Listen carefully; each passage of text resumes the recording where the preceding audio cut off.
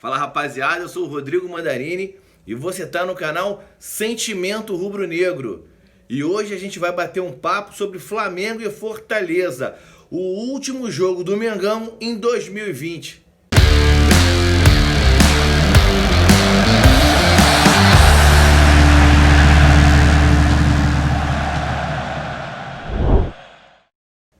Fala aí, gente, Feliz Natal. Espero que tenha sido uma noite de paz, uma noite de união, uma noite sem aglomerações, que é muito importante. Infelizmente, que nesse momento a gente nós não podemos nos reunir com todo mundo que a gente gostaria.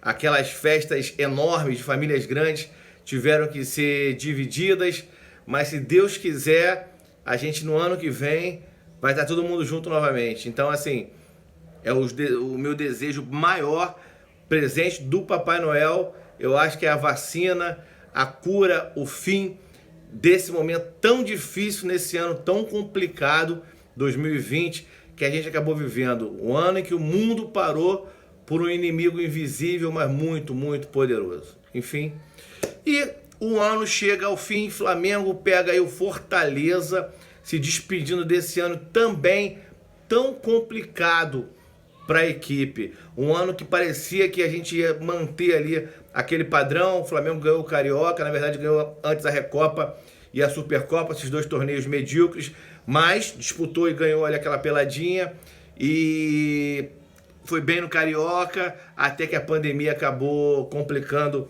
a vida de todo mundo, mas mesmo assim, eu acho que nos piores momentos, nos piores pensamentos, a torcida rubro-negra não imaginou que fosse ter um 2020 tão ruim, principalmente no segundo semestre, com eliminações precoces de competições, principalmente a Libertadores, de forma a se lamentar, contra um adversário que não era um adversário que metia medo na gente, mas nem tudo dá certo e esse ano não foi como a gente esperava.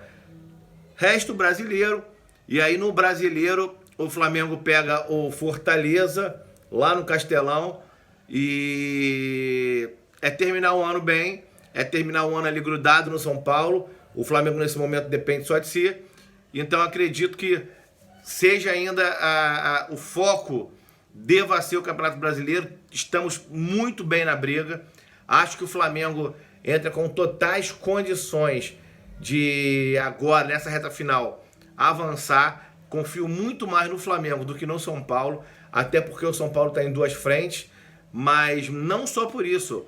O São Paulo é um time que tem despertado, né, nas últimas semanas uma atenção maior, tem sido mais elogiado, mas o Flamengo, ao meu ver, ainda é sim o time de mais qualidade. Se a gente for pegar os dois elencos, o time do Flamengo é sim melhor. Se a gente for pegar talvez o desempenho, não. Mas a gente tem que entender o seguinte, com todos os problemas que o Flamengo tá, nesse momento o Flamengo só depende dele para ser campeão brasileiro. Então, na única competição que nós estamos ainda, nós estamos bem e acredito que se o time focar, se o time fechar, dá sim para buscar o Campeonato Brasileiro.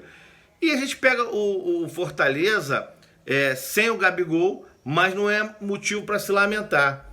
O Bruno Henrique com o Pedro formam uma dupla que eu estava lendo outro dia, que era a dupla mais produtiva, inclusive, do Flamengo. E é uma dupla que consegue muitos gols e gols que dão vitórias, né? Não são gols inúteis. Então, parece que tem 75% de aproveitamento com essa dupla. Eu acredito que nesse sábado, na despedida do Mengão lá no Castelão, essa dupla vai voltar a funcionar e o Flamengo vai passar pelo menos assim esse período de férias aí, de férias não, de festas, mais tranquilo, com vitória e principalmente pressionando, encostando no São Paulo, para o São Paulo ficar ali olhando no retrovisor e a gente, quando vê, a gente, passou eles. Para esse jogo, no Sportbet.io, eu vou colocar um dinheirinho no Mengão. Vou colocar ali 100zinho, acho que o Flamengo ganha. O Sportbet.io tá aqui, ó. Parceiro do canal, patrocinador do Flamengo. Então vai lá no Sportbet.io. Vou colocar 100zinho na vitória do Flamengo. Vou distribuir aí. Acho que vai ser uns 2-1, acho um bom placar. um placar suave, 2-1, acredito que seja um placar que dá para conseguir. Acho que o Flamengo sai com a vitória. O Fortaleza, o Rogério conhece muito bem o Fortaleza, então tem esse lado de facilitar, de saber qual é o ponto fraco. Em contrapartida, os jogadores do Fortaleza conhecem o Rogério, sabem como o Rogério trabalha. Mas também não é surpresa para ninguém esse time do Flamengo como joga. Então eu acho que o Flamengo tem muito mais a ganhar com essa intimidade que há entre Rogério e Fortaleza do que eles ganharem em relação ao Flamengo.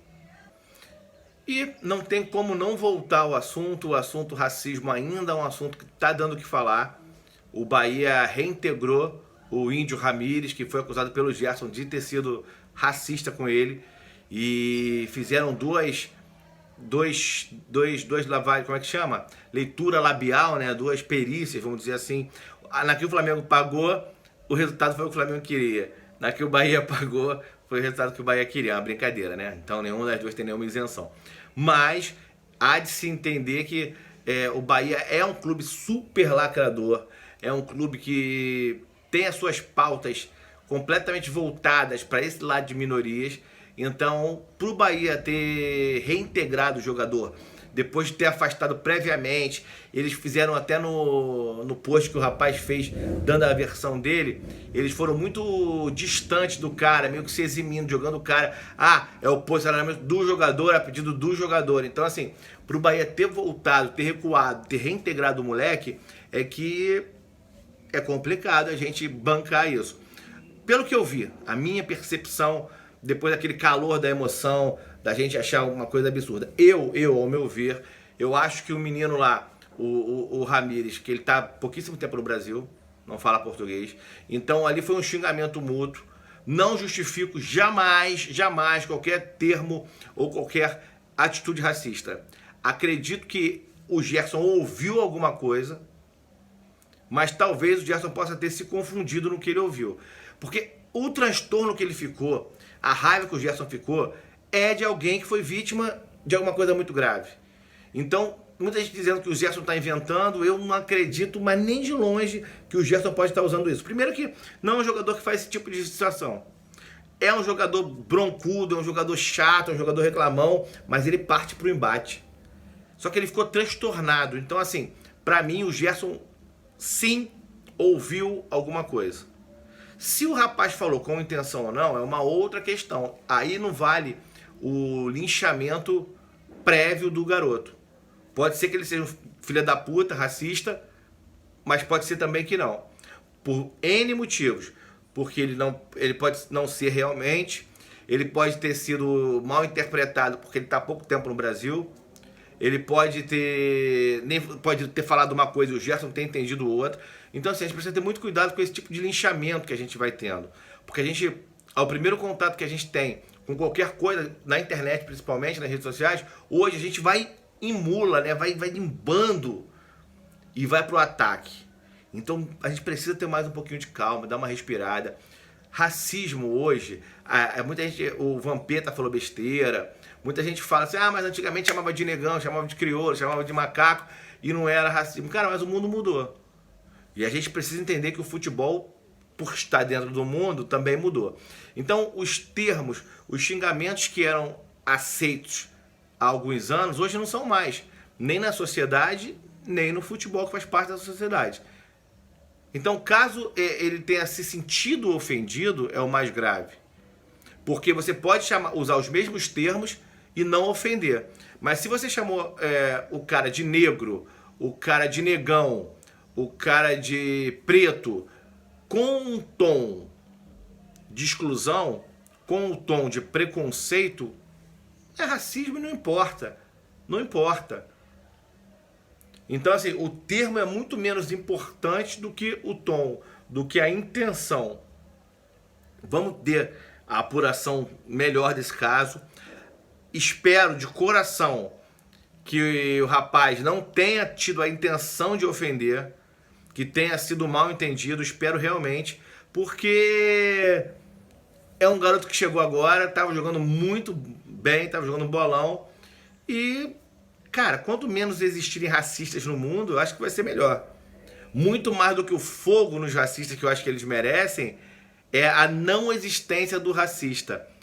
Ou a transformação de uma sociedade racista em uma sociedade antirracista, que abomina os atos de racismo.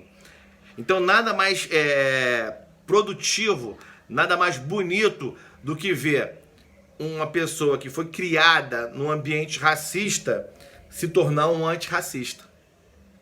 Porque o cara que nunca foi, que sempre teve a cabeça boa, o coração bom, ele é bom e a sociedade vai vê-lo naquele lugar, né?